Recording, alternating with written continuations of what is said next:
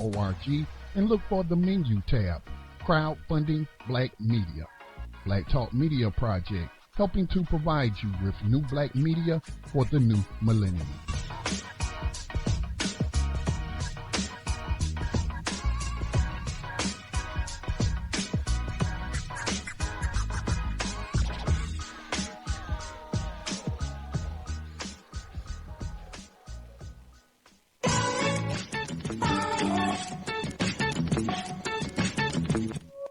And opinions expressed by callers, guests, and hosts do not necessarily reflect those of the Black Talk Radio Network and Black Talk Media Project. Black Talk Radio is new black media for the new millennium.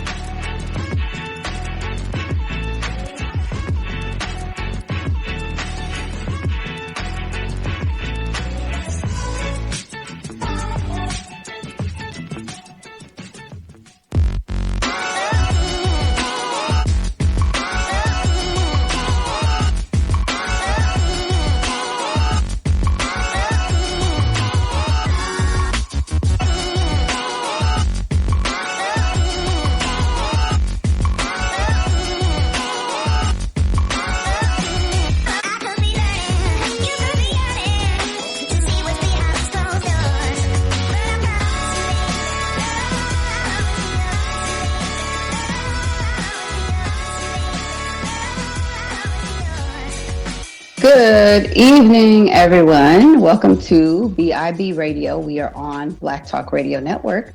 Today is December 15th, 2016, and we are bringing up the rear here in the end of 2016. It's almost over. My goodness. I say that every week. I can't believe it.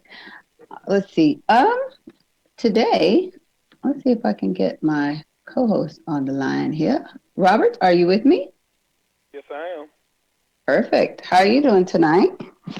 Wonderful, well rested, and feeling great. All right. Well, everybody, I don't know what the weather is like in your area. What is the weather in St. Louis, Robert?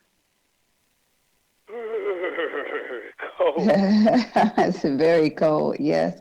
My phone says it's -7 in St. Louis. I don't know why it says that, but it does. It says it's -7. It certainly feels like it, that's for sure. Oh my God. I don't even know how we handle this every single year. It's just freezing cold. Maybe the older we get, the worse it gets, or the worse we feel it. I'm not really sure what it is, but it's funny because when it's winter, I can't even imagine it being summer. Then when it's summer, I can't even imagine the earth or nature or whatever doing this to us by way of winter. I can't imagine having this wintertime experience. It is just ridiculous to me. I'm cold. I need to get on a plane and go somewhere, honestly. It's just ridiculous to me. Yeah, it's extreme. Chicago is like, it was 0 degrees with a -14 wind chill factor. St. Louis is not too far behind. It's cold. It's cold. It is really, really cold. We were in Chicago the other day, and they had some snow. Matter of fact, it was snowing on our way there, and I was a little concerned because the roadway was very slippery. But because they're used to those extreme things in their weather, they're prepared for it. They have the salt trucks out, and it's not horrible. Although we did see a few people in the ditch, but we also saw people, out there with the salt trucks and taking care of business really quick, which is refreshing because nobody wants to be stuck. That's just crazy. And then after it snowed, it was just cold. It just really, really reminds me of Alaska. And people ask me about Alaska all the time, and it's like, it's cold in St. Louis and it's cold in Chicago. And I don't care how cold it is. To me, cold is cold. Whether you -1 or 15, it's still cold. And personally, I don't like any of it. Ugh, man. But you know what? If you all are dealing with the extreme cold, of course, we're BIB, Blacks in Business, but we like to help you prepare for everything that you need to be prepared for, even in your business. What are you doing to make sure that everything is going to run smooth in your business. You need to be checking into like wherever you're working as far as your business. Are your pipes wrapped? Are you leaving a little bit of water running? Do you have enough supplies if it's too cold and the electricity goes off and you can't go out or your vehicle stops working? You still have to conduct business. And we talked about this on another show, but we just have to keep reiterating, you never know when emergency might happen. Here in St. Louis on the news, they actually said that there's going to be a power outage, or there might be a power outage, I'm sorry, because of the weather. So I know that I need to make sure that we have what we need concerning, staying warm and food, because although we have heat, it is just still very cold. So I can't imagine like something catastrophic happening and we don't have the heat blowing. Oh my goodness. I was saying earlier, what in the world did people do back in the day before like real heat was invented through like vents and registers?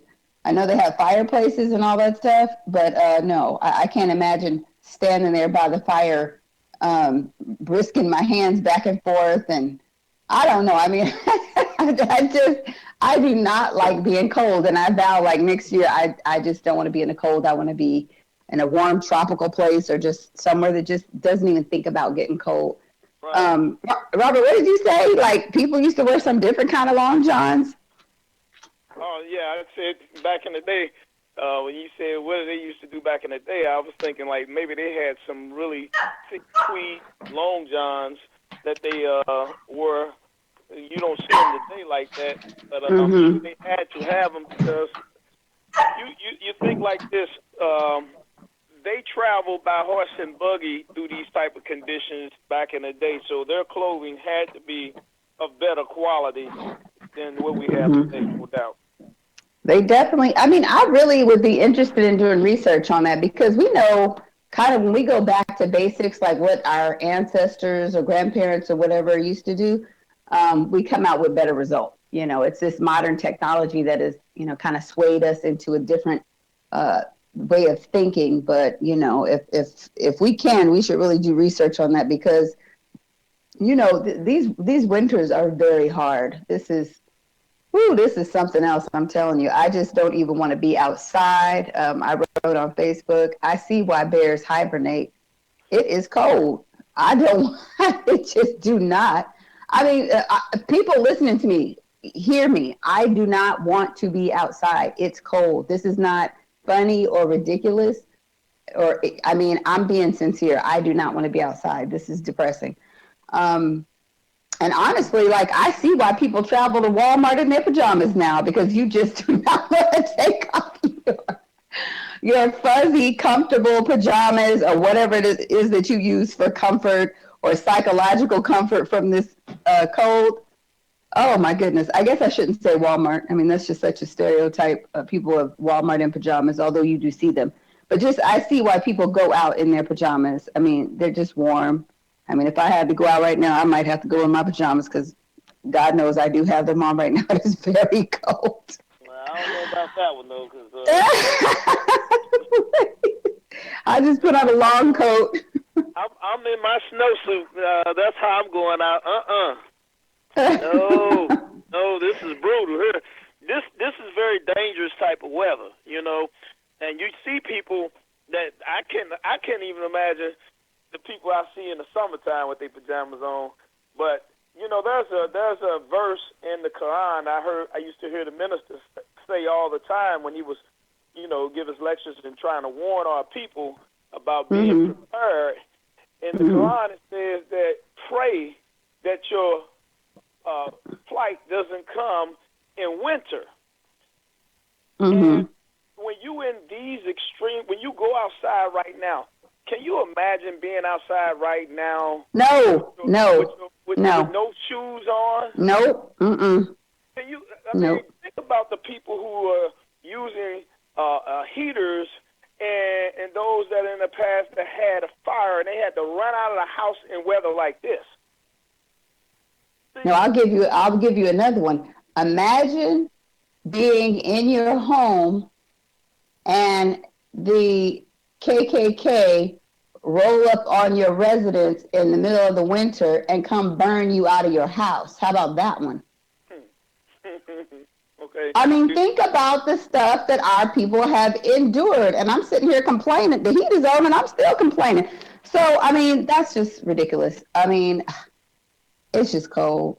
We just have to remind ourselves of all the blessings that we have versus what we think is not so great. Because, as you just said, the heat is on. There's somebody right now in this city that don't have heat on at all. Yep. I mean, right now as we speak, in these unbearable conditions, there are some people out there that are hurting. But those of us who are fortunate enough to be able to pay the gas bill or pay the electric bill, we must remember how much of a blessing it is for us to be able to do that. I mean, it didn't just come out of the sky, of course. We had to work hard, study hard, or whatever. Works behind the faith, to make this happen. But at the same time, we must always keep in mind it could be a lot worse. So instead of, when I wake up in the morning, I tell people all the time, that's a day that's worth celebrating, because the biggest part of that day has been accomplished not out of my will, but out of God's will. So I got to give him the praise, and the rest of it is on me. So what we do in the course of that day is going to determine how the going to be, and the same for our life. So, I mean, there are going to be people out there, like we just got to talking about, that are less fortunate. Well, we have to have some charity, some type of way to help give back to those who may not have been so blessed. But we got to remember blessing to be in. If you're in a house right now, I think, Robert, wait. I think, are you moving? Because your phone is doing something weird. Let me see. I don't know. Or is that just? No, I'm just in the room. Okay. Can you hear me? I hear you well. You hear me well? Yeah, because your phone. I hear you now. It's like your phone keeps kind of cracking up a little bit, but I just want to make sure that people are not missing what you're saying. But yes, you are right. We do need to, and that's my heart, because, all of us have been in a situation in a time or two where that could have been us. Some people super spiritual say, oh, no, not by the grace of God. It couldn't be. Yes, it could be you. You never know what can happen. Of course, we want the best for our lives, and we don't want to be in those situations, but it could be you. It doesn't have to be a financial situation. What if something happens to the furnace in your home and the people can't come out to fix it or something like that? Yeah, it could be you. You could be the one in the cold. So when you see your brother and sister or sister outside, my thing is, don't judge them. You may think that they're on drugs or they got themselves in that situation.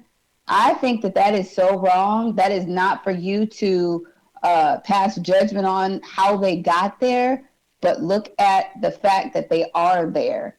If you have something to give them, I don't even mean monetarily. Like, I may see somebody that's homeless and it might be raining. I will give them my umbrella.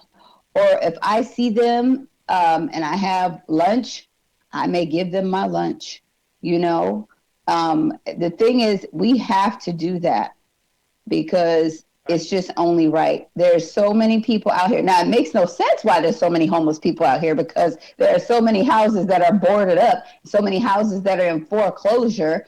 If the government really wanted to do something, they could take all these foreclosed houses and turn them into like a Section 8 thing and open it up to people, some kind of way. They could definitely do that. I mean, I don't care about the little money situation or whatever they want to say. If it takes money, no, it takes money to keep people poor. That's what it is, So I'm just saying, it's cold. There's a lot of people out there that are cold. I even feel sorry for people that have to walk. you know, and when I see people having to walk and they're pushing a stroller, you know, that just really, you really have to appreciate where you are, honestly, because, you know, you're right, it could be worse. But yep, that is the extreme weather, people. I think you had a weather situation where we were concerned with the, you know, the business, but I think all is well. I think it's going to fare well. What do you think? I think you're right. I think everything's going to be fine here. And what I would like to see done is possibly a BIB. Robert, are you moving around because your phone is really doing something? I can't hear you. Yeah, I was just moving around. Sorry about that, guys. But yeah, we should raise some money for situations like that, and use what we know, the knowledge that we know about buying things wholesale, and go out and, you know, support the homeless, give them blankets, because, you know, we can buy blankets wholesale, we can buy thermals and socks and gloves wholesale, but what we would need from the people is support to be able to do that. You know, your money can go a lot further with BIB in that effort to aid and assist those who are less fortunate, you know, because of what we do and what we know to do, how we know to buy things wholesale. We can definitely help out in that area. So that's something that we need to, CC off air, possibly discuss and put together, and then put it on Facebook. If we're going to do it, we're going to create a Facebook page or a GoFundMe page or whatever, and let's see what kind of love the people really have in their hearts to do this thing, to help out, because I know I'm going to do it. You know, I've already made a commitment to a school to just give them some socks for parents who may be less fortunate financially. I talked to one of the administrators there, and they were telling me the children need underwear and they need socks. Right. I know what she meant. So it's been on my heart. The last time we went to Chicago, you know, I'm thinking like, man, I really need to get that school some socks. If it's just 5 dozen socks, that's better than none at all. Right, right. And you know what? You're right. We should really get on that, because not only does it do for the people that you're giving, but it does for you. You feel like you are really outreaching into your community. We actually should have an expert, you know, in philanthropy come on the show where we could talk about putting together different projects, because Lord only knows our community definitely needs some philanthropy, but not through some great white savior type of situation, but with us helping one another. So yes, we actually, Jabril Robertson had been talking about his situation with the homeless person, and he said it kind of almost brought him to tears. He suggested that, like, the goods that we get that we cannot use, they're not necessarily like bad, but we can't sell them. We should be like breaking them down into like personal size and giving them to the homeless. I think that's a great idea. You know, yeah, just anything that we could do to put something together for people, we should really do that. I mean, we really, really should do that. And then maybe at the end of the month, when we have things that we need to get rid of, you know, maybe we can liquidate them like that, just give them. I mean, we never throw anything away, but then, you know, we kind of do when things are kind of sitting around. So, yeah, we should definitely put something together like that. And we could put something together for our listening audience and other radio hosts that would like to give, you know, we could definitely put something together for everyone to have the opportunity to give. And of course, you know, most likely it's a great tax write-off. You know, people are always looking for tax write-offs at the end of the year. So if you're looking to give, and we know this is the end of the year, we have a guy named Brother Sharif. You can give him a call and find out what the tax write-off looks like if you would like to give to the homeless or a charitable organization. I'm not sure if it has to be a charitable organization in order for you to get the write-off. You may have to um, join with someone else's 501c3. I mean, there's ways around everything, but the main thing, your heart should be to definitely give. But let me give you all Brother Sharif Shabaz's phone number if you have some question about taxable donations. You can also give to the Black Talk Media Project, the network that is hosting our radio program. The CEO, Scotty Reed, would greatly appreciate your giving. Your tax deductible donation is well needed to keep great programming on the air. But again, Brother Sharif Shabazz, his phone number is area code 314-322-3555. Again, 314-322-3555. Just give him a call. He would love to connect with you concerning your taxes and help you out with whatever tax situation you may find yourself in, whether it is filing your taxes this year or previous years and you got this raggedy, rusty, dusty shoebox, or you want to find out about taxable donations. Matter of fact, we may need to have him on. I'm going to call him, I think, during the break and see if he can talk to us about taxable donations. He'll probably be able to come on and speak to us about that. I'm gonna message him now and see if he can come on without me calling him. But what was I gonna say? Yeah, it's just really cold. So, bottom line, people, we need to get it together and give. This is the beauty of entrepreneurship. And again, I tell people entrepreneurship is very spiritual. And when you're in tune spiritually with yourself and your higher power, it's not about the money. We're blessed to be able to have the show. We're blessed for Scotty to be able to have the mind, the desire, the will, the dream to actually put this thing together. And we have a format that we can actually express our views and what it is that's on our mind. Now, at the same time, with that being said, it's such a blessing that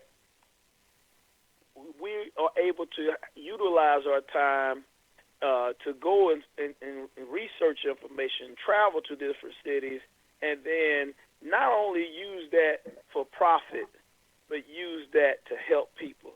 That's just the beautiful thing about entrepreneurship, about exercising the God attributes within yourself. When you come to realize, if you accept that God did say he created man and woman in his image and likeness, then when I heard that in the church as a young boy, I always said, man, that means I got a lot of power. Right. But not knowing how to really tap into the power, without there being no examples of how to tap into your God likeness power, you just really don't know how to do it. If there's no role models around, no business owners, no big dreamers that actually execute on the dream. If they're not around, how do you know the process of tapping into the God within you to bring out of you thoughts and then make them manifest into reality? So this thing about entrepreneurship, it just is so much bigger than the monetary factor that most people think that it is. It's way bigger than that. I mean, it really is. Can you imagine how some of these, Caucasians or Arab guys can stand at the top floor of their newly high-rise building and look over the whole city? Some of them may be very haughty, but that feeling of accomplishment, what you just did on that level, you got to be feeling so supreme in your own skin. And that's the thing that, for me, that I love about entrepreneurship, because it makes me tap into the very essence of the God that's within me and actually have that faith to bring out my vision that God put in me to be able to see an ideal in my head before it actually manifests, and then I can make it come to life the way I saw it in my head. That's a powerful thing. That's a thing. It is a very powerful thing. But I want to read actually Proverbs 6 through 10. I mean, this is something that we need to take notice of every day of our actions and what we're doing concerning our business. What is it that we're doing mentally, spiritually, and physically to move it forward? Are we just sitting complaining?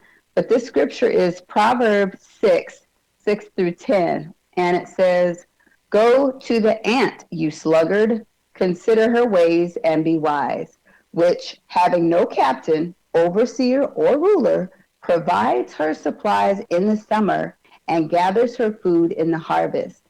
How long will you slumber, O sluggard? When will you rise from your sleep? A little sleep, a little slumber, a little folding of the hands to sleep." So we all need to take notice of our sleepiness and our tiredness. I mean, it doesn't mean you can't rest. It doesn't mean that. But are you being sluggish and slothful? And I would even take it into like what do you call it? Ungratefulness. You know, you sit back and just think, oh yeah, I'm great. I don't have to really do anything. You know, but in entrepreneurship, it's bigger than yourself. If you're an entrepreneur just to serve yourself, I mean, you're not a very good entrepreneur. I mean, I don't think that that's a successful entrepreneur at all. But what we need to do is we need to let everybody know how to get a hold of us. And that is, let's see here. Oh, okay.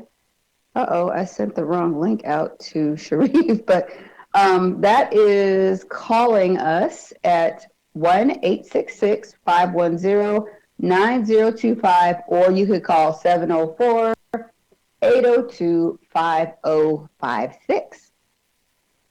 Platform now, it's Uber Conference, and you can go www.uber, spell UBER, conference.com/Black Talk Radio Network. And you can reach us both ways by doing that link in your computer or your phone, or you can call the phone number. I'm actually enjoying it because, again, today I'm talking to my computer. Yay. So exciting. Give up that phone number one more time. 1-866 what else? 510-9025. We're going to go to a commercial break. You're listening to BIB Radio on Black Talk Radio Network.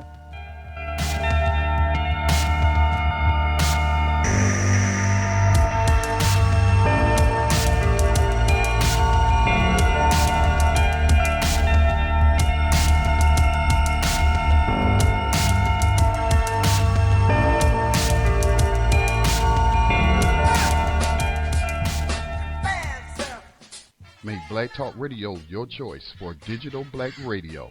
New black media for the new millennium.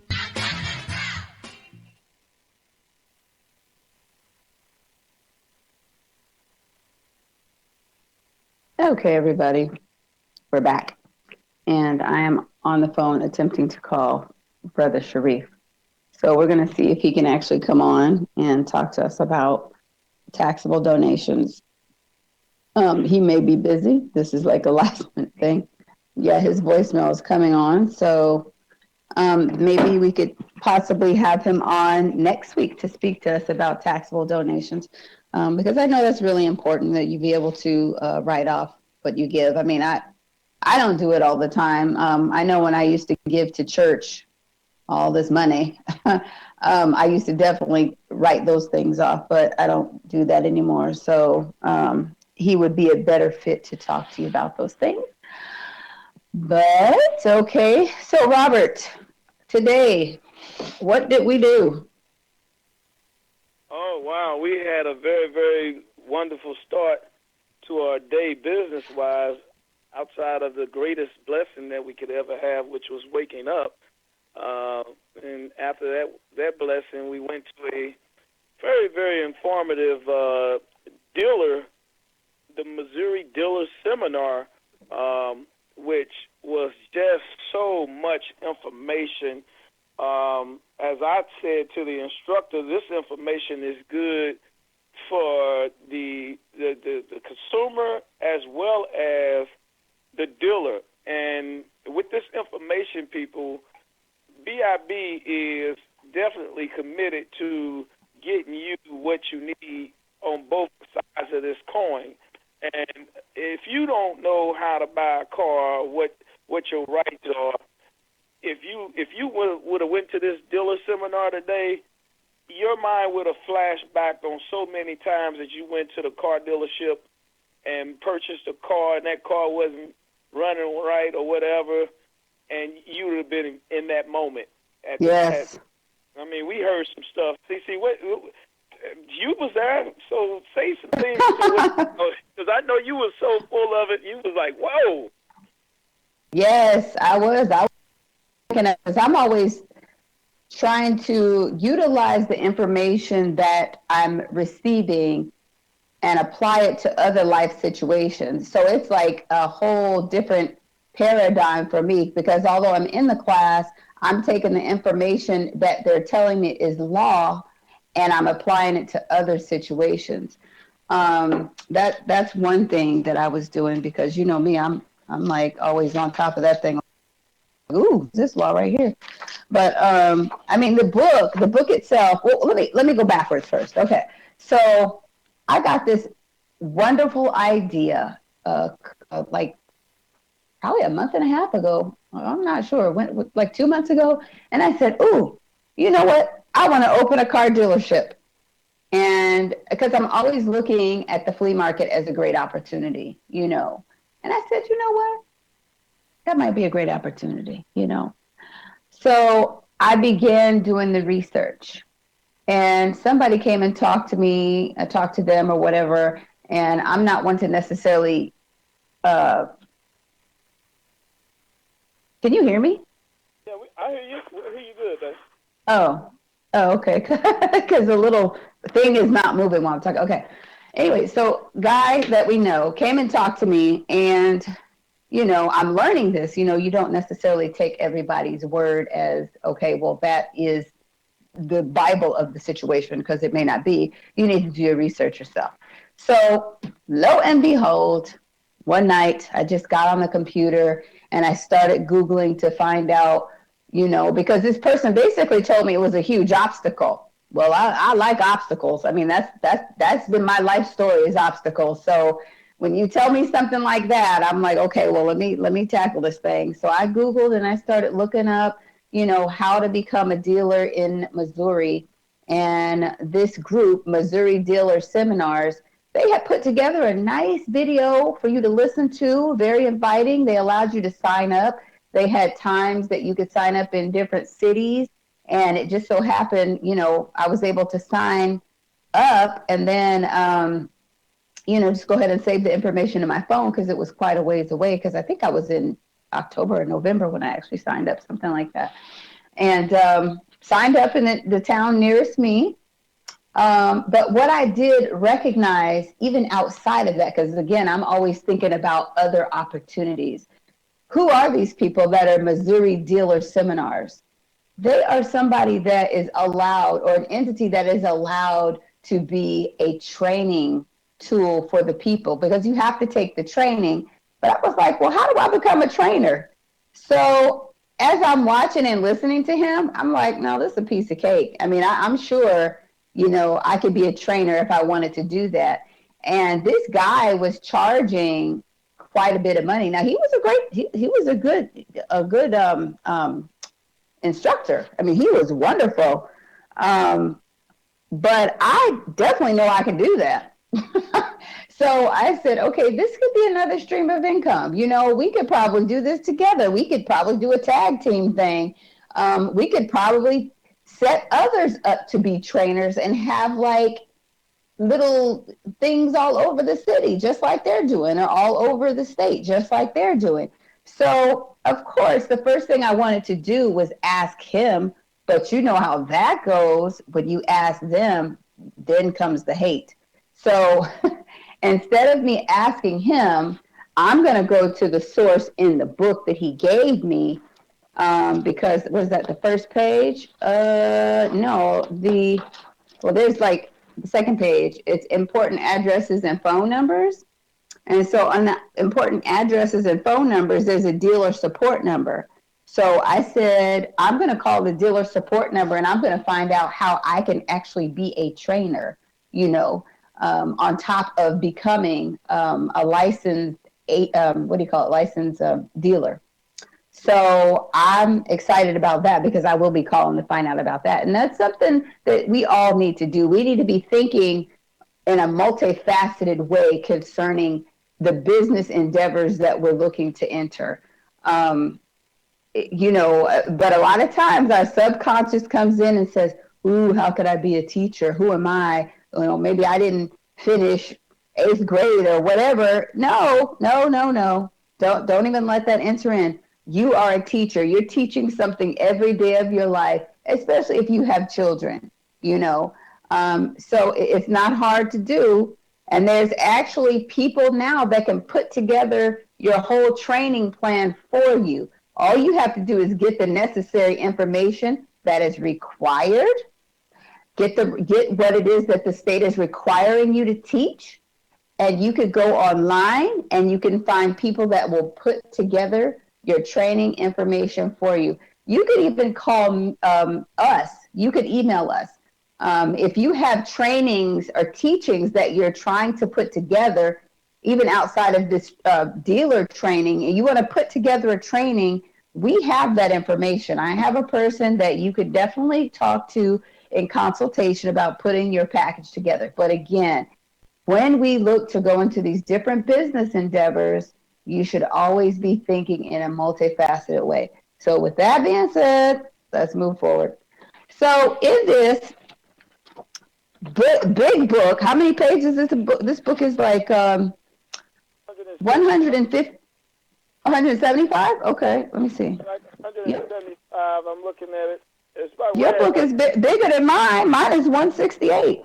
Yeah, mine's 168. I just looked at it. Oh, I was going to say, you got a different book than me?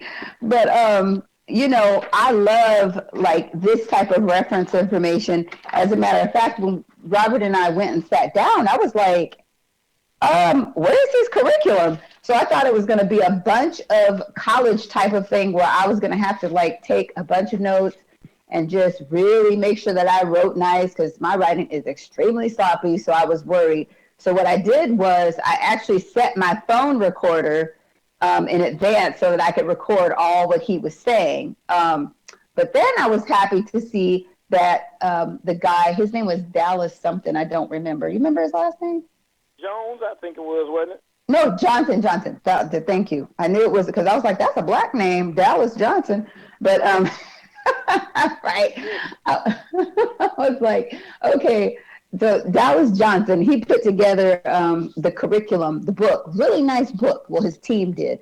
So I was excited to see that. I didn't have to take a bunch of notes. Now, of course, you still should take notes. For me, taking notes allows me to make sure that I'm engaging in what the person is saying. And now we're going back to learning styles. When we're sitting in a classroom environment, what is your learning style? That's a whole nother story, but yes.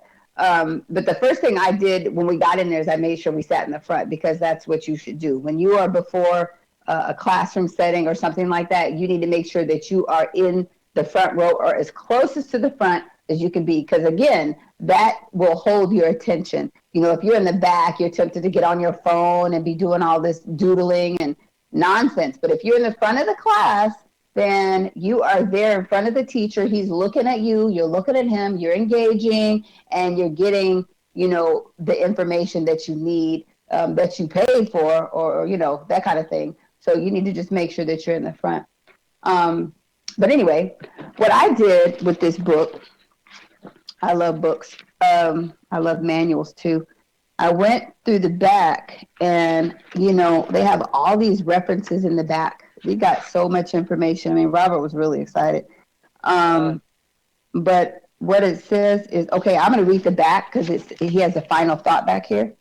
It says, final thoughts. I would like to thank you for attending the Missouri Dealer Seminar. I invite you to contact me at any time with any questions you may have. And it says, I truly believe a dealer's license offers unlimited opportunities with unlimited earning potential. It also brings great amounts of responsibility and decisions based on complete integrity. I am sure you will operate your dealership with the highest ethical standards and keep your Missouri motor vehicle dealer's license for many years. Many, many years, it says. I would also like to ask you to please leave any thoughts, comments, or success stories on MissouriDealersSeminars.com website. Please leave your comments at, and then he left the information there, and it says thank you again. And I would like to wish you the very best of luck with your new business. Now go make some money. Sincerely, Dallas. His name's Dallas, not Dallas. Delus, Dallas Johnson. Lord have mercy. It sounds like Dallas to me, but Dallas. Yeah, Dallas. So I really enjoyed his teaching style. It was great. And, you know, as we think about putting together a curriculum, I definitely want to use him as a model. I don't know, again, if he's user friendly that way to where if you want to teach the class, he would be helpful. I don't know. I have no idea, but I'm kind of leery with that thing. I like to go straight to the people that I need to talk to and then perhaps branch out. But anyway, in the back of the book, we're still here. And they have, because we got lots of information about going to the auction, which that's where you should be when you're trying to buy a car. Even if you're a regular person and not a dealer, you should be at the auction because we learned that you are spending so much money because that markup is so great from the auction to the dealership lot. I mean, most people already know that, but for some reason we run out and we go buy these cars and we're happy to pay these 5-year notes with 27% interest. Yeah, I had 27% interest one time. That was ridiculous. But yeah, we're just happy to do that stuff. And so we got to get out of that. So in the back of this book, it's a Missouri dealer auctions list, and then they have Alabama, they have Alaska, and I guess it's just like all over the United States. They list several references for dealership auctions, and Mannheim is all over the place. I mean, I just heard about that today. I think. I don't know. Maybe Robert, you told me. They're the largest auctioneer in North America. Are they? Okay. See, I don't know anything about that. But then when we get, They're all over. I see. Then when I go to the next set of information, you have car dealer floor plan finance providers. See now, who does that? I mean, I guess you could get like a consultation, but car dealer floor plan financing providers, that we didn't talk about that. We skipped over a whole lot of information because we only have 4 hours, but that would be interesting to find out exactly what that's about. And then car dealer insurance providers. There's some things on insurance that you definitely need to be aware of. And dealer surety bonds. That's something you definitely need to know about. And then they have salvage vehicle auctions. Now, why would we want to go to a salvage vehicle auction, Robert?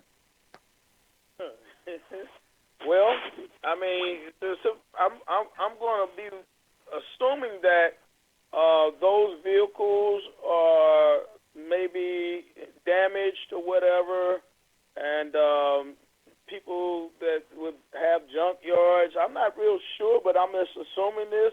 You know, we'll go to those type of auctions because they probably sell them for really, really, really cheap prices. And they probably got, like, the vehicles. Are you there, Sisi? I'm here. Okay, yeah, they probably got the vehicles from insurance companies. People, you know, trade in the cars to the insurance companies and take the settlement and don't want the car. I know sometimes the insurance companies have those type of auctions, salvage auctions as well. But I'm thinking that that's pretty much what that is. But don't quote me, but that's my thought on that. I've heard about the salvage auctions in the past. And, you know, people that restore cars, those type of people will go to those type of auctions. But let me say something to you about the whole ideal of people going to auctions. I heard oftentimes a lot of people having fear of buying a car from an auction. For whatever reason, they think that they may get a bad car. But for the most part, you know, you won't get a bad car. You can pay a few dollars more at the Manheim auction and get where it's like an insurance to where if something goes wrong with that car within so many days, I think it's 30 days, that car, you won't be stuck with the car. You can take the car back. But I got a dealer friend, that the dealer associate of mine, that's going to give us some better information. We're going to schedule him to come on the show. I'm hoping he can come on tonight. If you see a St. Louis number, it might be him. But if not, we're going to get some clarity on those type of things. I've been to the auction several times and bought cars myself. And if you do pay, I think it's maybe $50 more or something like that, $100 more. I mean, but even if it's $100 more, to pay for that assurity is worth paying for. So most people's fears about going to auctions really shouldn't be. Now, if you're going to an auction to the public, you may have a concern there, because I'm not sure if the public auctions offer those type of guarantees that if you buy a car and the transmission go out or the motor go out, then they're able to get you your money back from the dealer that you bought it from. Now, the flip side to that fear is, where do you think the cars that you buy off the car lots, on the corner car lots, on the big car lot, big used car lots, where you guys think those cars come from? They come from the dealer's auction. Oh, you sure? I thought they came from like car heaven, used car heaven. You know why I'm making a joke? Because you know what?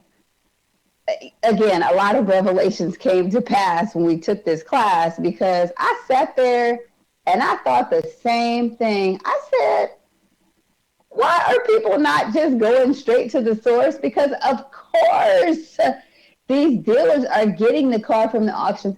Sometimes somebody traded something in, or sometimes somebody sold something to them, but I think the bulk of their cars come from these auctions. And I was like, dang, we are just missing the boat in this situation. We totally should be informed so that we can make better decisions about buying concerning vehicles. Now, I did buy my last car from the auction, and I had a great experience. I bought a Honda Odyssey van. That's what I wanted. And I saw some cars going for as low as $400. Okay. I mean, cars that work, because they would roll the car. This is a public auto auction, excuse me. They rolled the cars up in front. They turned them on and like rode them around in a circle, and they bidded on them or whatever. I saw some cars going for $400. It just depended on how the car came into the auction. If it was donated, it could go for the super low. I mean, when I say super low, I'm talking about $150. Now, if it was on a consignment, then that was a different situation, because someone had consigned it with the auction people, and they would tell them, hey, don't go any lower than this amount. So anyway, I got my Honda Odyssey minivan that I absolutely loved from the auto auction for only $1,200 for a Honda. Oh, it was great. Now, I checked out some information and found out the transmissions go out. So you know what? I went ahead and I changed the transmission. That was $2,900. But guess what? It beats going to buy a new car and financing one. I would just rather put the money into my car, and that was a wonderful vehicle. And I bought that, it was like 2 years ago. I can't even think now, but it's almost 2 years ago. But yeah, that was a great experience. I didn't have a bad experience. And the actual place that I deal with, they have a regular car lot too. They have a regular car lot, and then they do the auction. So then they are subject to whatever the rules are in Washington State, or concerning, I should say, concerning the dealers and the auctions or whatever. But these rules are very interesting. I mean, from state to state, you have different rules, but then you also have the federal guidelines and laws that you have to go by also, which we found out. And it was funny because in class today, we heard the instructor speaking, but then there were other people kind of piping in because they were experienced already. I don't know. What were those people? They already worked in a dealership or had a dealership, Robert? Who were they? No, they own used car lots. The girl, the woman, and the big guy, I recognized them. I've been to auctions several times. I've been to quite a few car lots, and when you are just in retail period, you're gonna meet all different types of retailers. So that's why I recognized them. I just didn't know exactly from where, but yeah, they own car lots. But why were they at the class? That's what I'm trying to figure out. Well, they could have possibly been fined, because sometimes, as the instructor said, if you get fined, and there are so many ways that a car dealership can be fined and have to attend that class again. Yeah, I did recognize that. But see, if I had been called out like that, I don't think I'd be speaking up. I'd be kind of embarrassed I was back in the class again. But that's just me. You're right, though. There are several ways that you could be fined. You could be fined from the federal people, or you could be fined by the local people. They talked about having that. What is this sticker? Lord have mercy. What is the sticker called? Buyer's Guide. The Buyer's Guide. I'm looking at it. Mm-hmm. That's the sticker that says "as is, no warranty." Mm-hmm. And that's the sticker that, as we learned tonight, the consumer, this information is not even necessary for the consumer to know about how important it is to have that sticker on every vehicle on your lot. And just considering to be a dealer, see, that's why I say it was good that those two dealership owners were at that class, because Dallas didn't share the information in reference to being fined for having a car on the lot and what that looked like. But those dealers they actually were fined for that, and so they said that they've come to realize that from the time that you purchase the car at the auction, carry those buyer guides with you, put them in the window of your car at that time, because if you pull a car on your dealership lot and that car is not, how they say it, if the car is not for sale or something of that degree, I can't remember exactly, but if that car is in that on that lot and the paperwork is not posted in that car, and the inspectors come by and see that car on the lot, they're gonna question you about the car, and if that's the dealership's car and it's not properly papered, then that's a fine right there.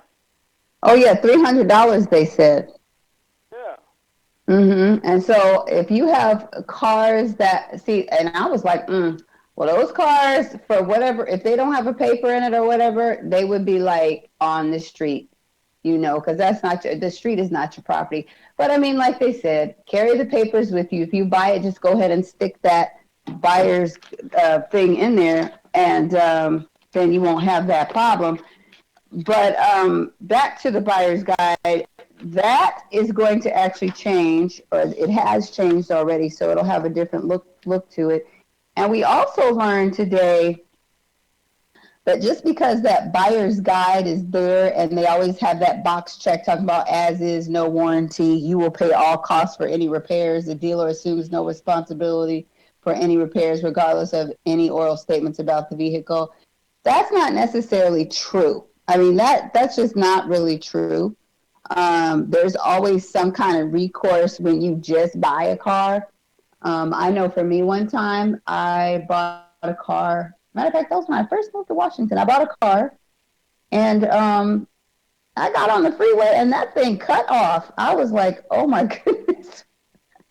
And I was young then, so I really didn't have no clue what to do. But I was able to take that car right back and get my money, and that was that. Um, but a lot of times in these situations, because of your credit, or you feel like they did you a great service because you actually got in that car when they're actually charging you a high percentage rate and they're getting over on you, but you just really don't speak up and you don't say anything and you just get bullied.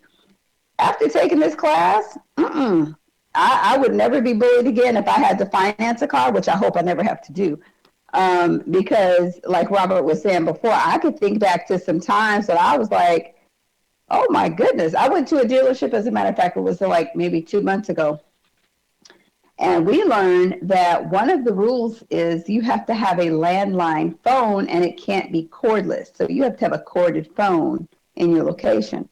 I went to a dealership and they didn't have a landline phone. They had a cordless phone.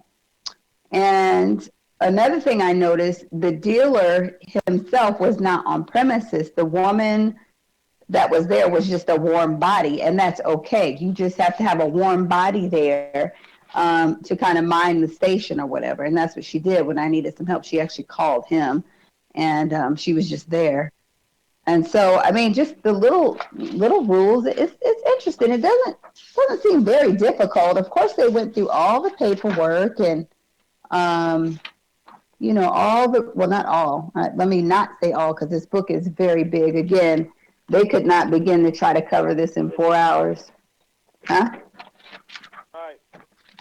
What'd you say? Oh, you just said right. Okay. You said right, but some of the things that we learn, I mean, you have to be a dealer to know this stuff. But as a consumer, you need to know that dealers are not allowed to sell you a car on a Sunday. That's in St. Louis. You say that's in St. Louis? That's in St. Louis. That is not in Washington. That's here. I wonder how that travels. Well, I know, like he said. Go ahead. Go ahead. As he was saying today, that, well, if that's only here in St. Louis, then as the instructor was saying, that that your dealership license is at stake.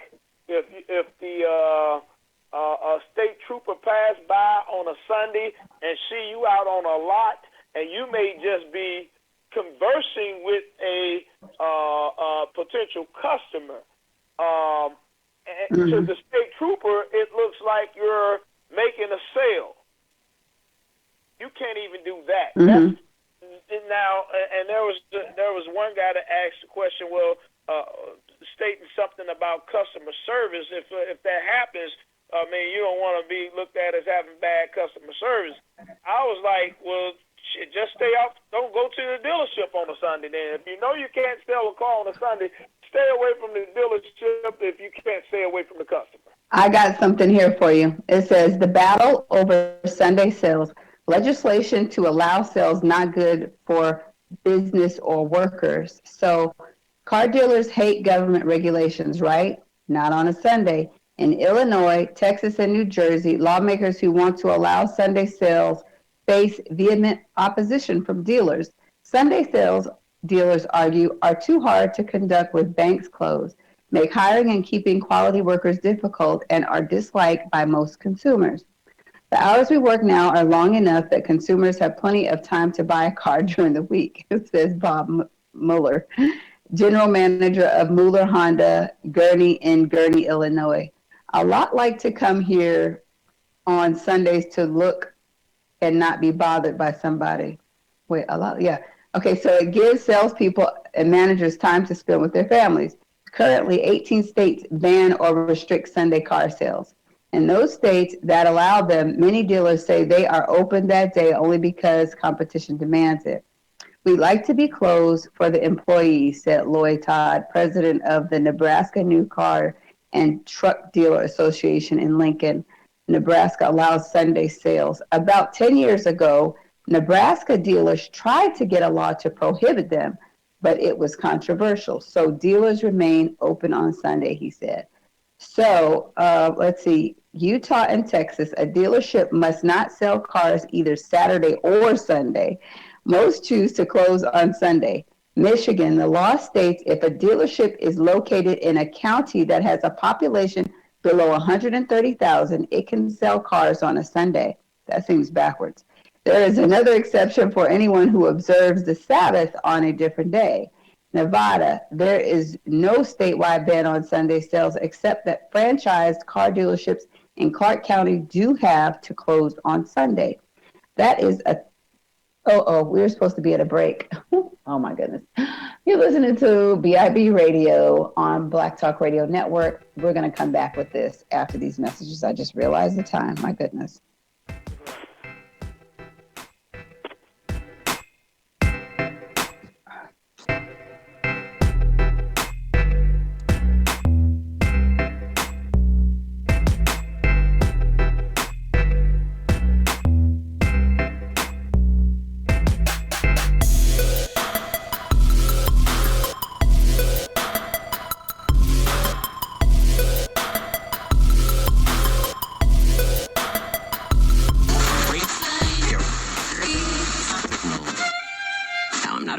Okay.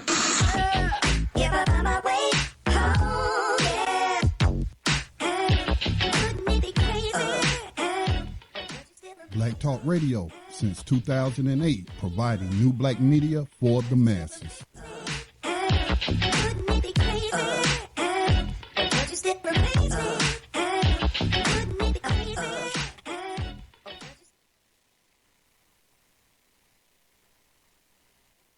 And we're back. Again, you're listening to BIB Radio on Black Talk Radio Network. We're here every Thursday at 7 p.m. Central Standard Time. If you're listening by podcast, feel free to join us live, where you can call in and state your piece, make your comments, or whatever you would like to say. We are happy to listen to you.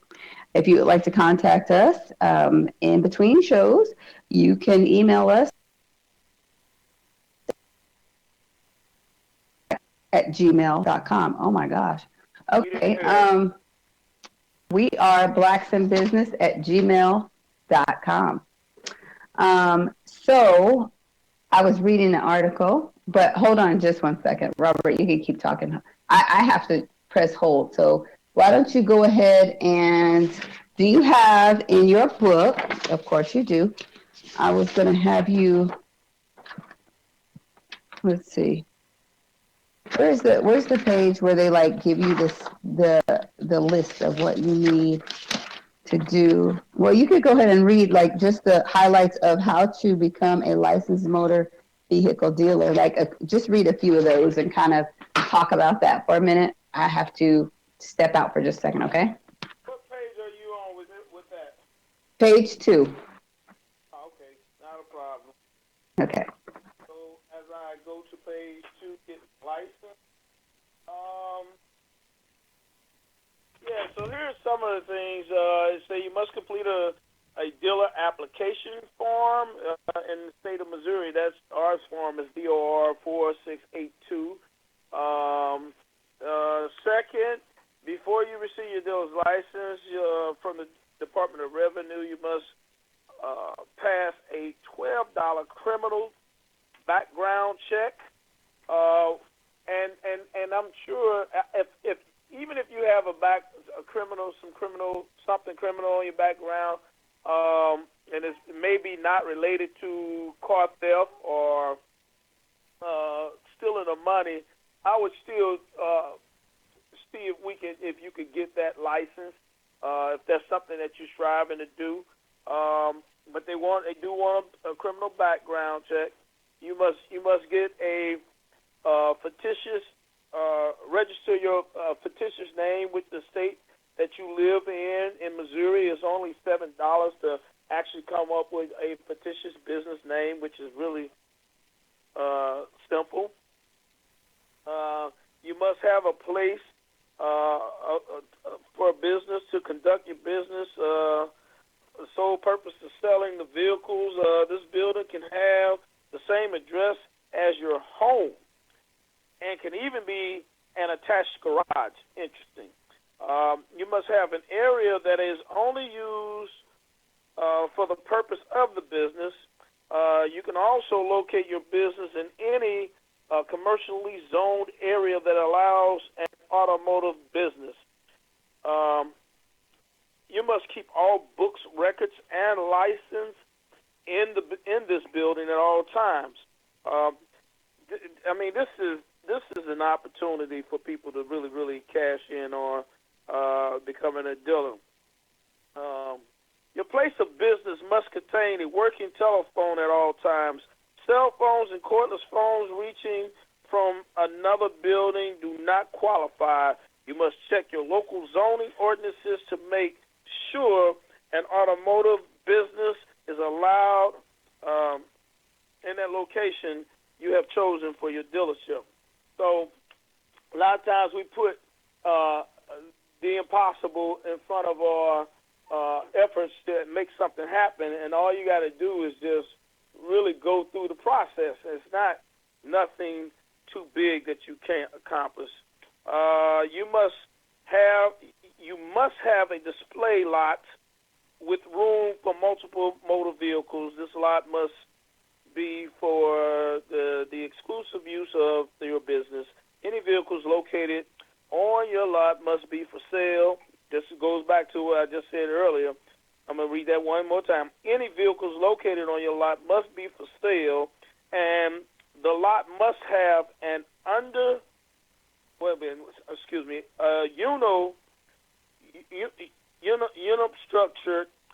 view from the nearest public street. Okay.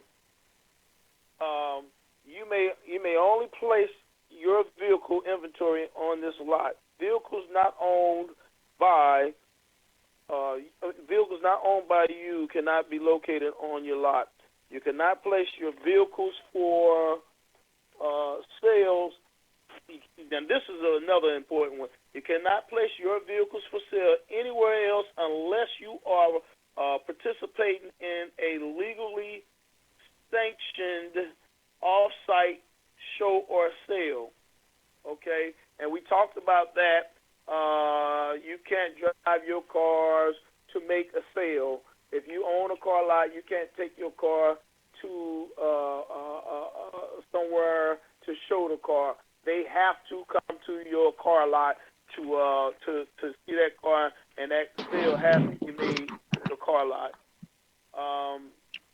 You can never show, as again it says, you can never show or curb your vehicles for sale at a unlicensed location. And when it's curb, it means, set it outside, away from the dealership. You know how you see cars on a private lot, and it may have some dealership like pricing on it. Well, if you're a dealer, you can't do that. A private citizen may be able to get away with that. You would need a permanent business sign. This sign can be mounted on the exterior of the business building. Wait, Robert. Yeah. Scotty's trying to ask you something. Thank you, Cece. Oh, go ahead, Scotty. Hey, Robert. Interesting Hey, topic. Interesting topic tonight.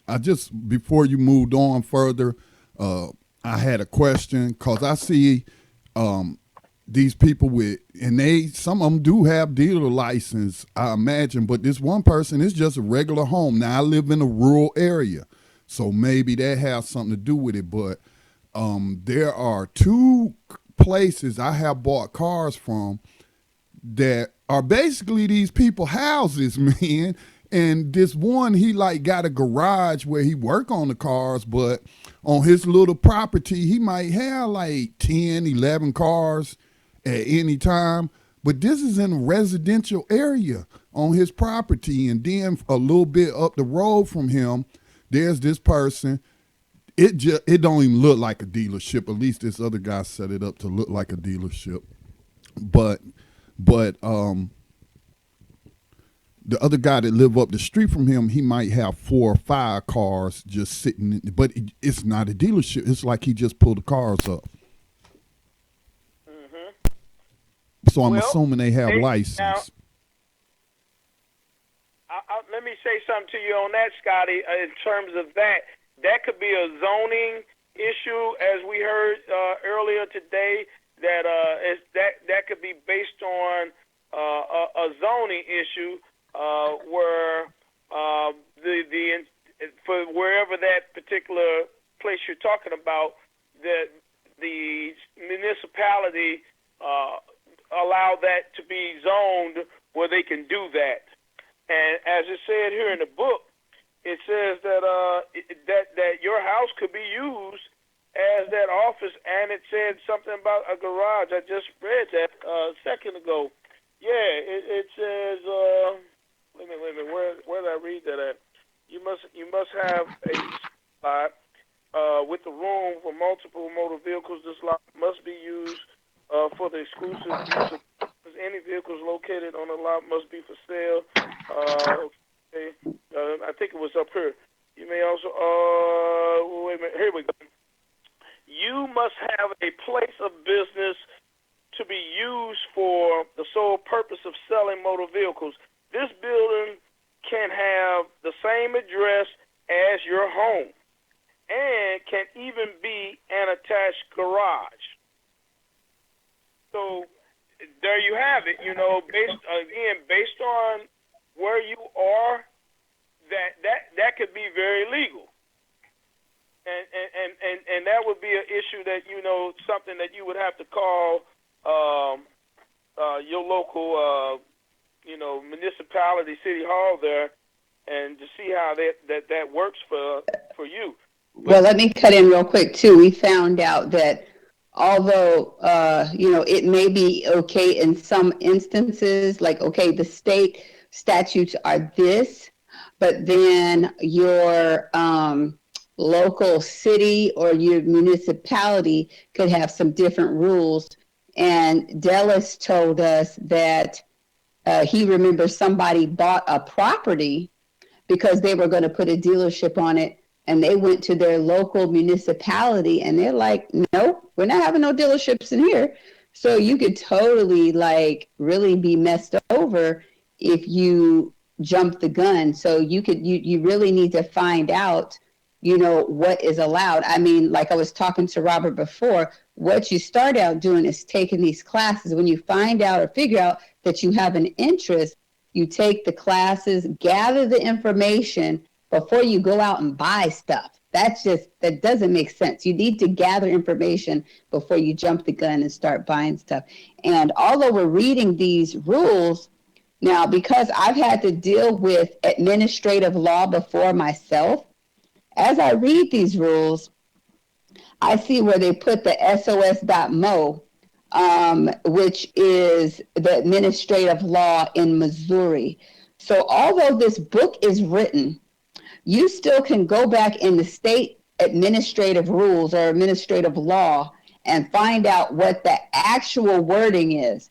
Because when these people are contracted by the state, they may not have the proper wording. They may have some swaying wording that makes you think that you actually have to do thus and so when it doesn't say that in the law. So you have to make sure that you look up the law or the state law or the state statute yourself and compare it against number 4, where it says you must have a place of business to be used for the sole purpose of selling motor vehicles. This building can have the same address. You need to balance that against what the statute is for licensed motor vehicle dealers. That's something I learned a while ago. So go ahead, Robert, because I'm actually, after you're done, I'm going to go back to that article I was reading talking about the Sunday, because before you know it, we will be out of time. So go ahead. But what about Craigslist? What about Craigslist? What about Craigslist? Craigslist, they can list on Craigslist. They do have the ability to list on Craigslist. But dealers have to make it known that they are dealers. Yes. they can't just post as a private owner when they're a dealer, when they actually are a dealer, licensed dealer. Yeah, they said Craigslist is really up on that. If they put something up that's like not giving the correct information as far as them being a dealer or not, Craigslist is on top of it and they remove it. I don't know how they know, but I mean, that's what we were told today. So, yeah, they can definitely use social media to sell their cars. There's a guy on Facebook on the St. Louis one. It's funny because now that we know this information, I feel like I'm going to be scrutinizing everybody's dealership and what everybody's doing and how they're posting their sign and if they have a landline or not. I'm going to be doing all that. But, but yeah, go ahead, Robert. Finish reading this so we can get back to that Sunday thing. Okay, so we're talking about the business sign. The sign can be mounted on the exterior of the business building or erected in the display area. Your sign must have the name of the dealership displayed in letters at least 6 inches in height and must be clearly visible to the public. A banner is not an acceptable business sign. Your hours of operation must also be posted prominently somewhere on the exterior of the building for your customers to see. Okay, number 7, you must submit one color photograph of your business. It must include your business building, display lot, and sign. It must be at least a 5 by 7 inch picture and no larger than 8 by 10. If another business is at the same location, the dealer must post a sign showing display parking for the dealer inventory. Meaning that if you had a like a strip mall or whatever, then you have to designate parking space, and it has to be known to the customer that this is a designated parking area for that dealership. They talked about that today. Number 8, you must maintain insurance on every vehicle on you own during the entire license year. You must provide a copy of your dealer garage insurance policy with your dealer application. You may visit You may visit the website to do that. That's number 9. Is you must provide either an original surety bond in the amount of $25,000 or an irrevocable letter of credit in the amount of $25,000. Okay, so let's talk about those two because that is how you get the ball rolling with being able to get this going because that can be seen as a roadblock, number 9. So let's go ahead and look up what is a surety bond. Okay, so it says a surety bond is defined as a contract among at least 3 parties: the obligee, the party who is the recipient of an obligation, the principal, the primary party who will perform the contractual obligation, the surety, who assures the obligee that the principal can perform the task. So you have to purchase a surety bond. And what we found out, in order to get the surety bond, you just simply have to find an insurance company or a bond company, insurance company, that will do this for you. And from what I heard, now I haven't checked it out yet, they go off of a credit check. So we need to find out if that's true. Now, sometimes people are all in a scramble and a frazzle dazzle about their credit. Now, immediately when they told me this thing, I was like, well, we could probably do that off of our business credit. You know, if you use your business information for the credit because you're doing business as this company or whatever, so why would you not be able to run your credit as your business credit to get the surety bond? That should give you a better angle and getting a good score if that's what's going on here. So then, irrevocable letter of credit. So let's see here. Now, was that did I just mix the two up? No, you didn't. You just spoke on Oh, the surety bond. okay. I'm just trying to make sure I didn't. Okay, irrevocable letter of credit. Okay, so that definition is okay. What is the meaning? Hold on. Now that revocable letter of credit definitely goes off your credit score. Okay, so it says an irrevocable letter of credit is a financial instrument used by banks to guarantee a buyer's obligations to a seller. It is irrevocable because the letter of credit cannot be modified unless all parties agree to the modifications. So those are the two ways that you're going to get I have the another ball question. rolling. Go ahead. Could you No, repeat that what you just read? Oh, yes. Okay. So, okay, I think I can repeat what I just said. Hold on. Okay, so an irrevocable letter of credit is a financial instrument used by banks to guarantee a buyer's obligation to a seller.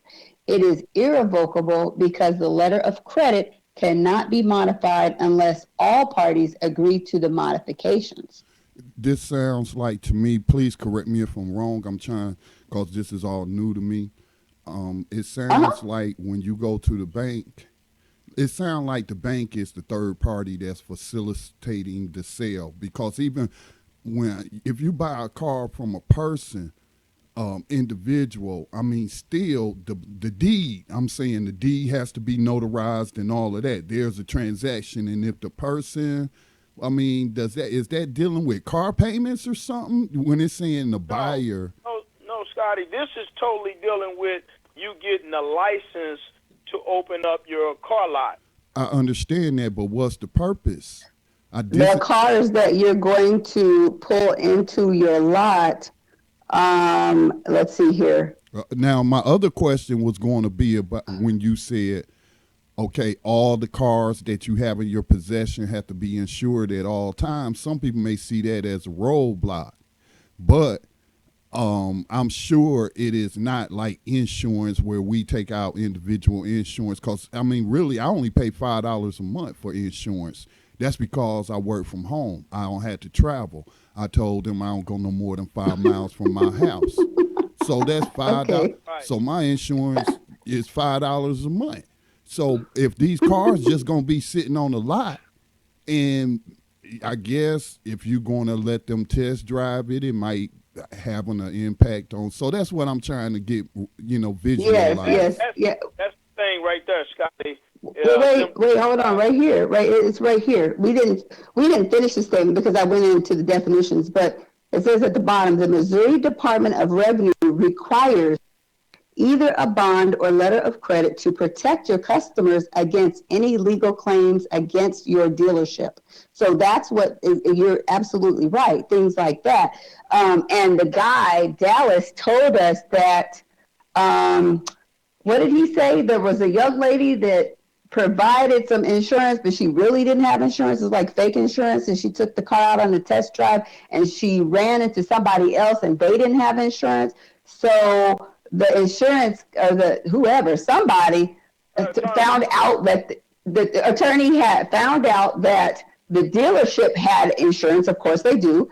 Then the dealership itself was actually sued. So if those people who are driving your cars are not insured and they get in an accident, then it kind of goes back on you. So those surety bonds or revocable lines of credit go with that whole piece. But in my experience, like the dealer or the salesman actually either drives the car or rides with me. So I mean, I guess that's just what it is. It's to protect the dealership against any claims against, if something happens like that. Now, on the flip side of that, from a business owner point of view, and being in the position of being a consumer, when we went to go look at that Audi some months back. Now, I don't even think I provided an insurance card to drive that car. Do you remember? No, because they usually don't ask for that. They usually just ask for your license. Now, me being a businessman coming from this class, We asking for insurance. all the way. I need to see. Now, you can sell. They also say you can sell a person a car without insurance, though. Yeah, well, you know what? We will be seeking legal advice from a licensed attorney that deals with these things. Because although you took this class, it's the first step. You know, because as you saw, there was Robert, Dallas who was teaching. Go ahead. You can't do that in North Carolina, so it's very state to state. North Carolina, Yeah. if you buy a car for a lot, you have to get your insurance over the phone, however you do it. Usually you're going to be, you doing that before you go down there to buy the car if you know you're going to buy it. So you, in North Carolina, before you can drive off a lot, you already had to have insurance. And they give you a temporary 30-day tag for you to get your registration, but you ain't driving off without it being insured. That's state law. That's state law in Washington too, and it's state law everywhere pretty much because you have to have insurance to be on the road. Period. Right. Right. Go ahead. Did you hear that part when he said about being able to actually buy the car without the insurance? He didn't talk about that, but the thing is, this is the thought. If you buy the car, you're going to have to drive it off the lot. So if you drive it off the lot, you're then driving illegally if you don't have the insurance. Well, not necessarily. You can have it towed. That's right. Okay. You can have it towed. You could have it towed, but who's got the insurance if something happens on the tow truck? The tow company? I guess so. Yeah, well, the tow company would have to have that. They have to be on it too. Well, to me, that's a whole lot of checking because, in another scenario, I had a truck. But I guess that's something that we would have to check into because, again, this is our first day and we got the information. And we would have to dig into the statutes a little bit more to find out if you actually have to have insurance to purchase the car or, how that works. Yeah, you just couldn't be able to drive it off that lot. Yeah, you couldn't drive it off that lot. But let's see. So you are at we did the surety bond. So go with number 10. And let me see. Yeah, we got a few more left. Yeah, because we want to be able to get, I think Scotty might have that video. I'm not sure. Get to the little video so the man can provide the twist and we can hear what he's talking about. But go ahead with number 10. Okay, so your business must maintain regular working hours of at least 20 hours per week between 6 a.m. and 10 p.m. You must be open a minimum of 4 days, and motor vehicle dealers must be closed on Sundays. Your dealership must always be staffed during your posted hours of operation.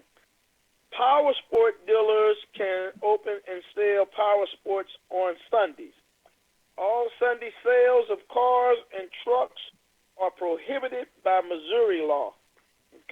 Okay, so now that's a great segue. Let's segue back into that article that I was reading about those Sunday sales.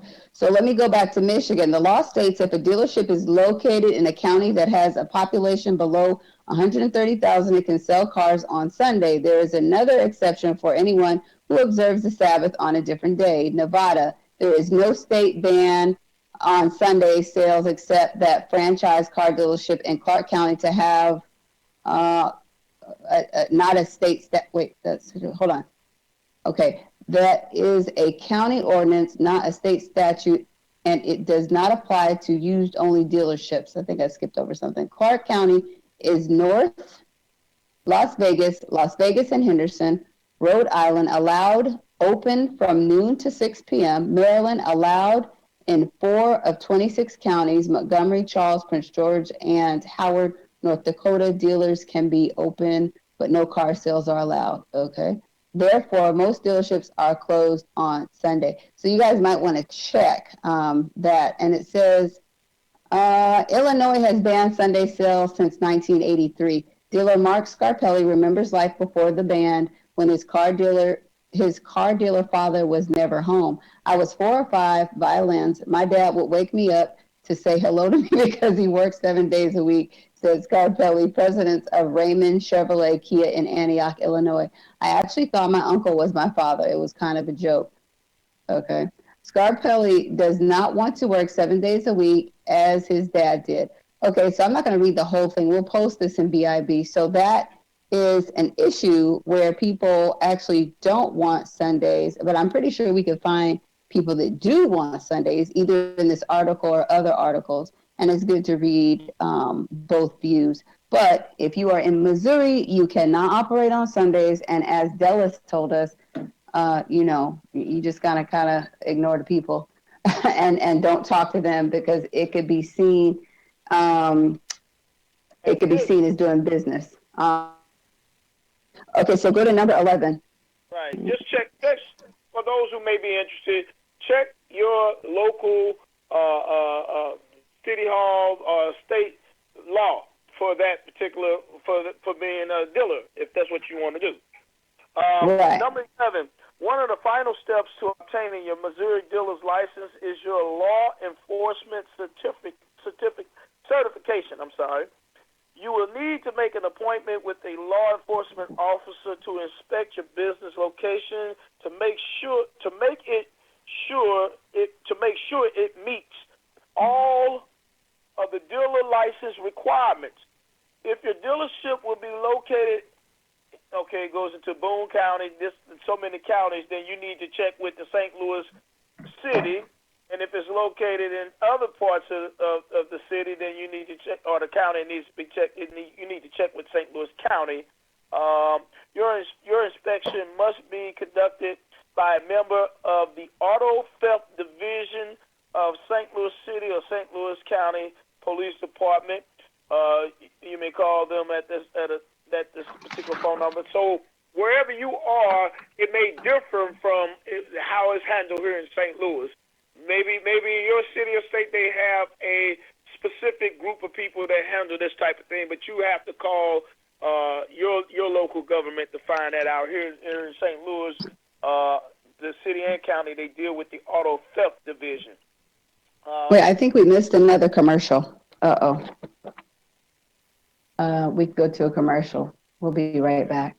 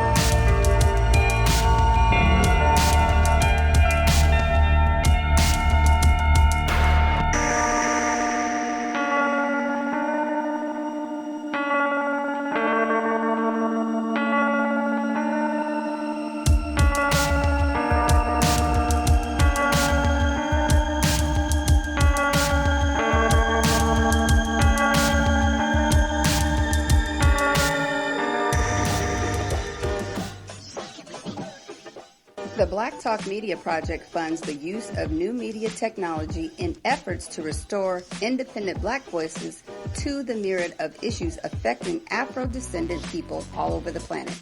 If media can control the minds of the masses, as Malcolm X once said, then you must ask yourself, who is in control of the media targeting the masses of Black people today? Help bring back independence, self-determination, and respect for Black culture in the production of global media by joining the effort to crowdfund new Black media for the new millennium. Visit blacktalkmediaproject.org for more information on how you can invest in public Black radio for the masses.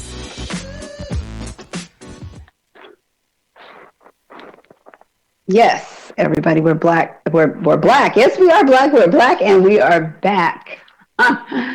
Invest in Black Talk Media. Well, I am getting tongue-tied at the last half hour here. My goodness. Well, invest in Black Talk Radio Radio Network, so that we can keep great programs on like ours and Scotty's and David's, so you can hear us all the time. We have great programming. I mean, sometimes I have a hard time going on with the rest of my day because of Black Talk Radio. I mean, although you could take it with you, you just kind of want to sit there and be taking notes and really be engaged with the great information that comes forth. Like tonight, we're giving you information on becoming a dealer. Right now, particularly, we're talking about Missouri because that's where we are. But I encourage you, if you're interested in us helping you with this information, you can contact us at We Are Blacks with an S. And as you hear this go around in the podcast, just know that you can contact us, and we will help you absolutely. So, Robert, where were you at? Okay, so where am I? I'm right here. If your dealership is located in a Missouri county not listed above, you will need to contact a member of the Missouri Highway Patrol to conduct your certification. Your inspection will be conducted by a Missouri Highway Patrol trooper or a Missouri motor vehicle inspector. Just call them and tell them you would like to schedule a time to have your business inspected in order to certify for a dealer's license. Okay. Always be patient and courteous no matter how long it takes. They will inspect your business when they can.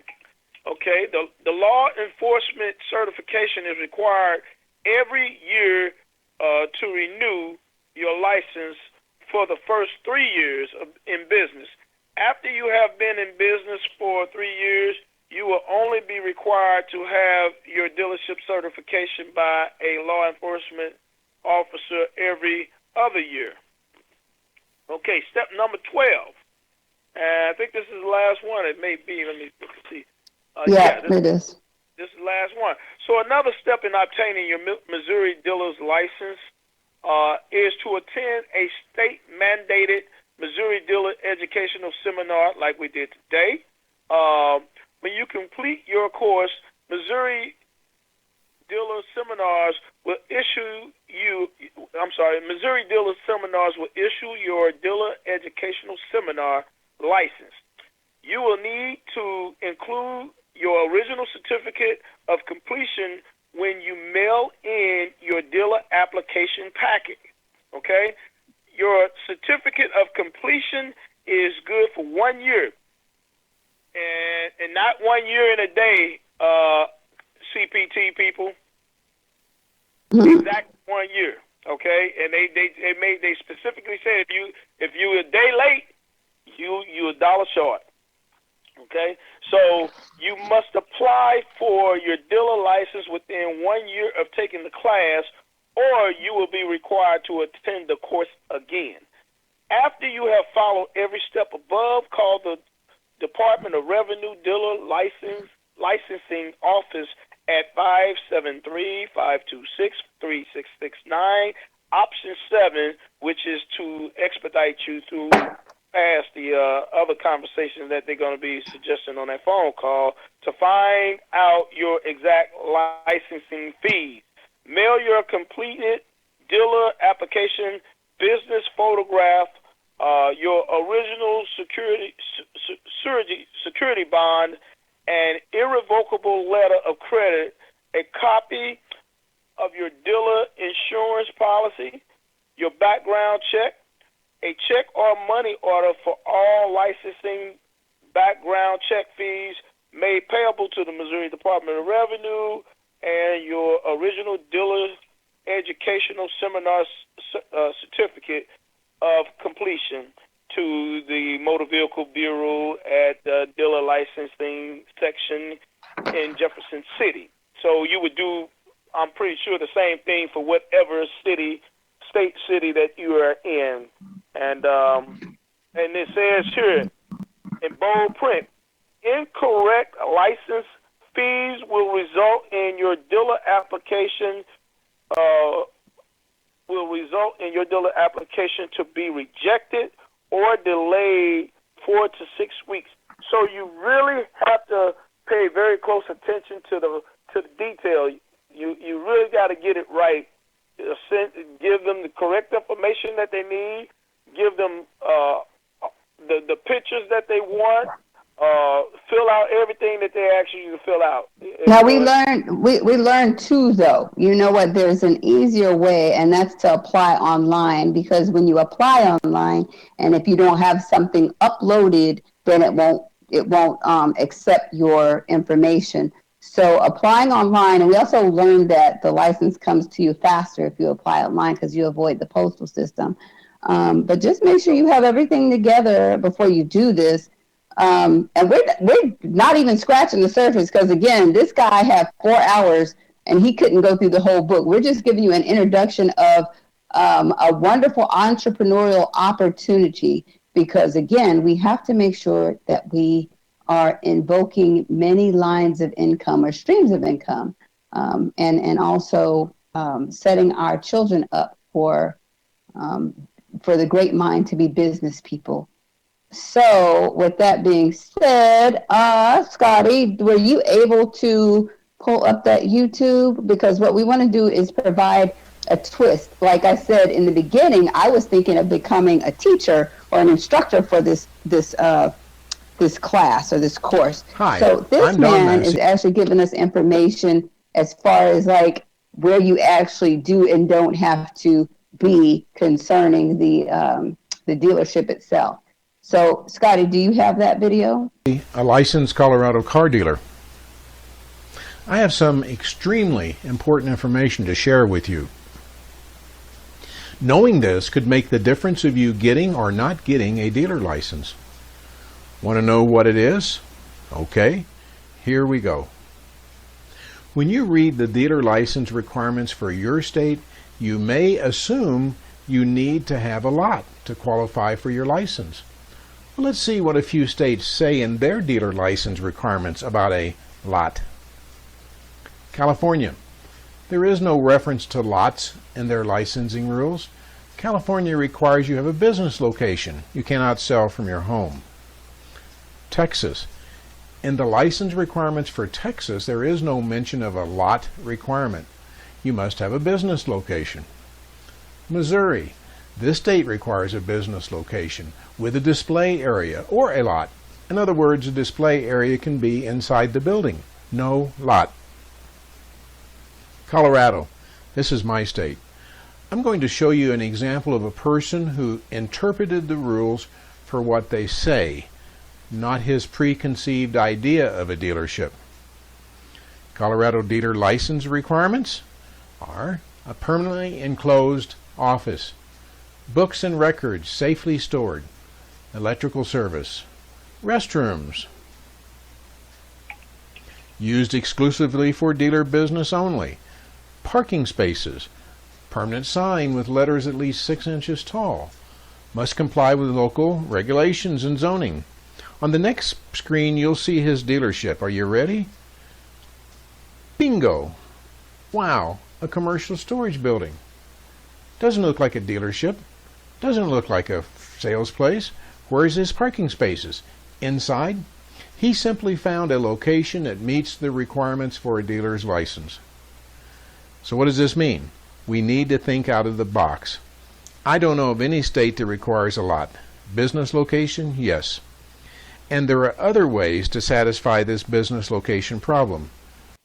Now here's a question. How are you going to think out of the box when you don't know anything about the box? Doesn't that make sense? Do you understand you need more information about the box? Do you want an experienced mentor to show you all the roadblocks to getting a license and how to get around them? If your answer is yes, then go to Dealer License Headquarters, my website, dealer-license.com. That's dealer-license.com. Thanks for watching the video. Have a great day. And good luck. Well, all right. So that guy was providing, alternate information. And it goes back to what I was saying before. Although we're reading this book, And it has lots of information, and it has lots of certificates, not certificates, lots of documents in it that you will be using for your business that are all downloadable from the internet. You don't have to use the ones in this book, of course, they're all downloadable. But although this looks like bona fide information, you always want to check for yourself. As this gentleman was talking to us through the YouTube, he was saying that there's certain ways around certain things. So, what we need to do is make sure that we're checking up on the information. Okay, checking up on the information, sorry, to make sure that we are, one, abiding by the rules and that the rules actually exist, because law and what somebody else just put down in the book can be totally different. So we just have to make sure that the two are one and the same. But that's very interesting. He's saying that, some states you don't actually need a lot. So check your state to find out if you need a lot. If you don't need a lot, then it's kind of like Scotty was saying. He lives in North Carolina, and he's seeing people operating from what looks like their home. Yeah, so you just never know. Yeah, I mean, Huh? like they using garages, I guess, for their office space, but I mean, it's just a regular converted garage. But what I was posting in the chat room, I didn't mean to distract you, but while he was speaking, I just quickly Googled North Carolina car dealer licensing requirements. So you can just put in your state car dealer licensing requirements, and it talks about what y'all talked about. Bonding, surety bonds are required. You will need to secure a $50,000 bond for one sales room / office. Place of business is in parentheses, and a $25,000 bond for each additional sales room office. A signed will attract customers and mark your business as a dealership, as well as comply with state regulations. So all they had to do was get $50,000 bond for their garage and call it their sales room, sale office, whatever. And they're using their yards. But this one guy, he turned his, it looks like a lot. It's on dirt, obviously, but I mean, he didn't pave it or put asphalt down or anything. But we know it's a lot because it's advertised as a lot. But this is on a residential, I can't say neighborhood because that'll give you the wrong visuals. This is like a rural road, you know what I'm saying, where the houses are not right on top of each other and people have, land.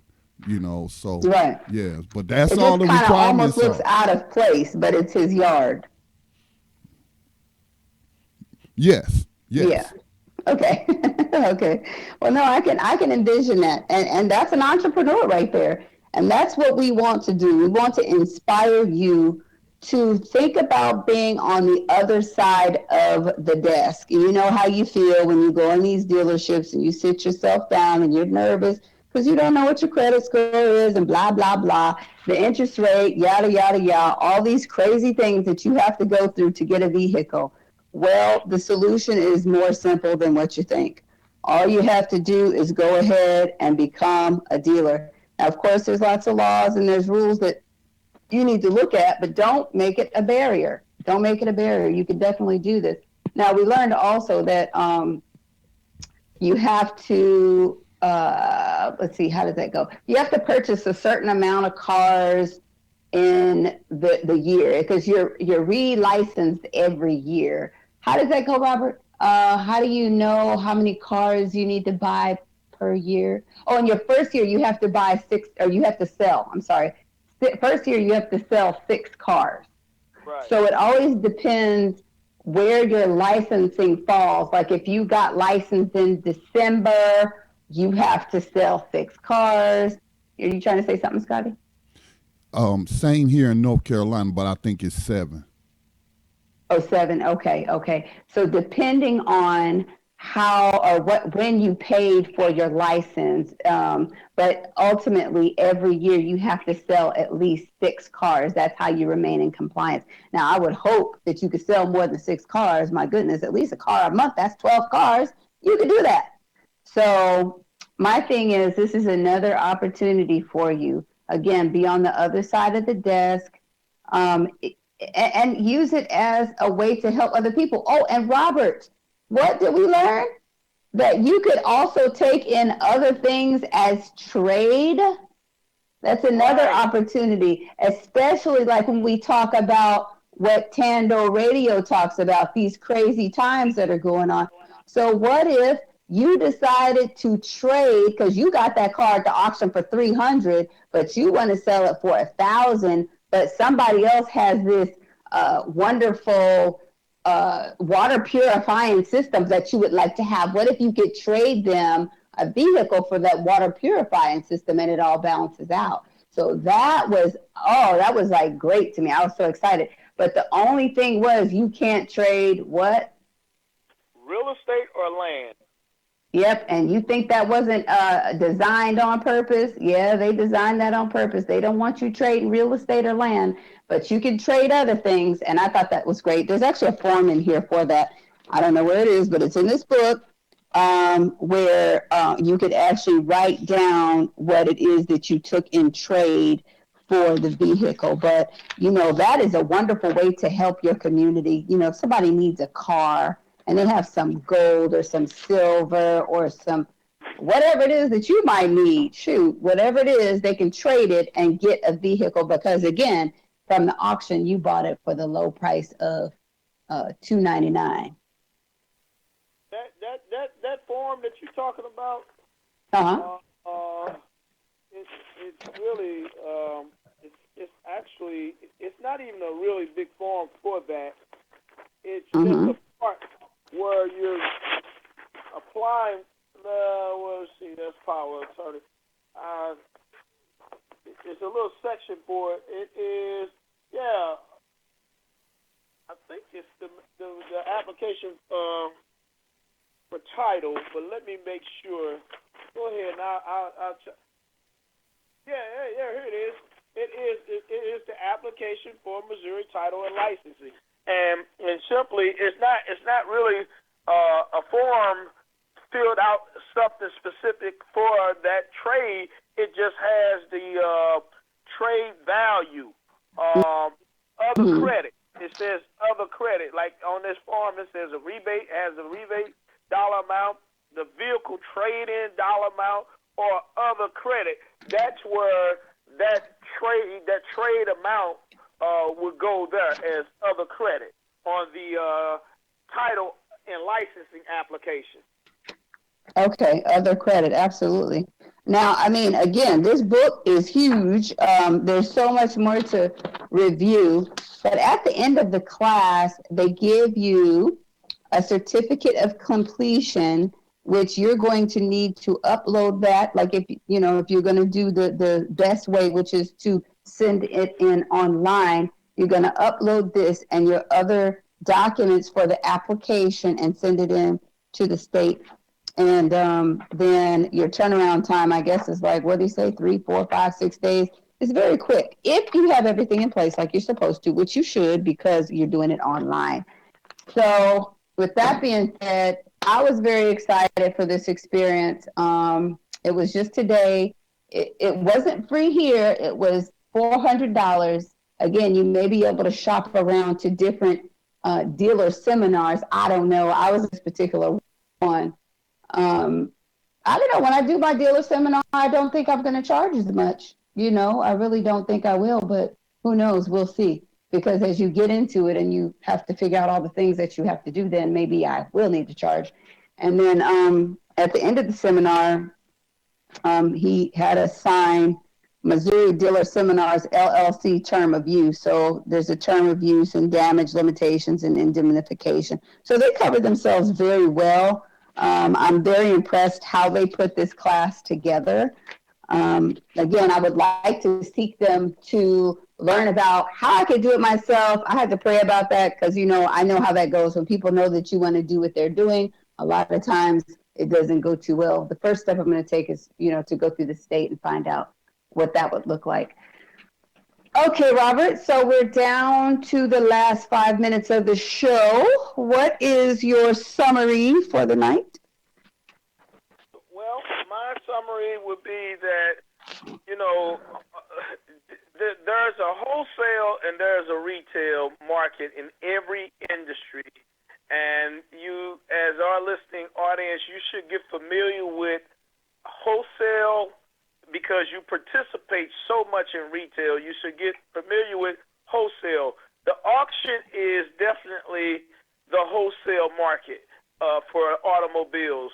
So what we try to do is bring to your attention why you should be in business. When you buy wholesale, those cars are getting marked up almost 100% of the time, 100%, and sometimes more than that. That 100% markup should be in your pocket on everything that you do, whether it's buying clothes, buying shoes, buying gas, buying food. We got to learn how to keep that 100% markup, that 50% markup, that 30% markup in our pockets and invest that into other things that we may desire to do. And so what BIB is committed to is aiding and assisting you to get the correct information so that you can perform in your business as well as your own personal life at a much greater level. So, great last words. Thank you, everyone, for joining us. We appreciate it as usual. Join us here every Thursday live at 7 p.m. Central Standard Time, where we bring you the latest and greatest endeavors in entrepreneurship. Thank you for listening. Thank you, Scotty, for joining us and participating in our call. Again, you can contact us at weareblacksinbusiness@gmail.com. Join us next week where we'll have exciting guests that you can interact with.